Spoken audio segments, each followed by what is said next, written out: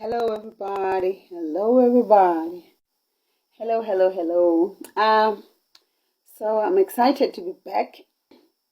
A good weekend. We want to pick it up from yesterday's reading. Yesterday was Sunday. So it being Sunday, it's a very full day for me. So I was not able to record this for you. But here we are, Exodus 22 to 24. The first thing I picked up on verse 21 of chapter 22 is when God says to Israel, "Thou shalt neither vex a stranger nor oppress him, for you were strangers in the land of Egypt." This is from the King James. So don't treat a stranger badly, because you know how it feels like to be a stranger because you are strangers. So what is expected of us is that I took this really concerning sin, right?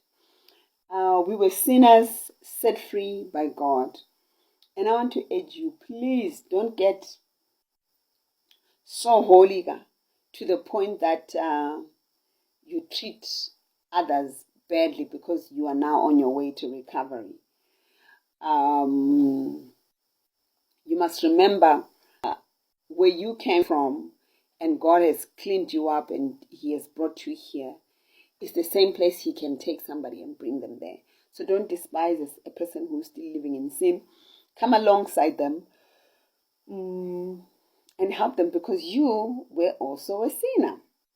How about that? So next thing, I want to talk about issues of borrowing. Hey, I've touched on the subject of borrowing and lending at church, and many people didn't quite like it. You know, it's so deep.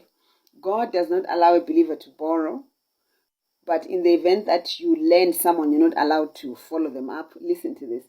"If thou lend money to any of my people that is poor by thee, thou shalt not be to him as a usurer." So you adding on to say, "Oh, I gave you a 5, so you return it as a 7, is not allowed. So you go read Exodus 25, verse 25 to 27, and you discover that you're not allowed to take someone's clothes as a surety, or a surety that the person is going to pay you back.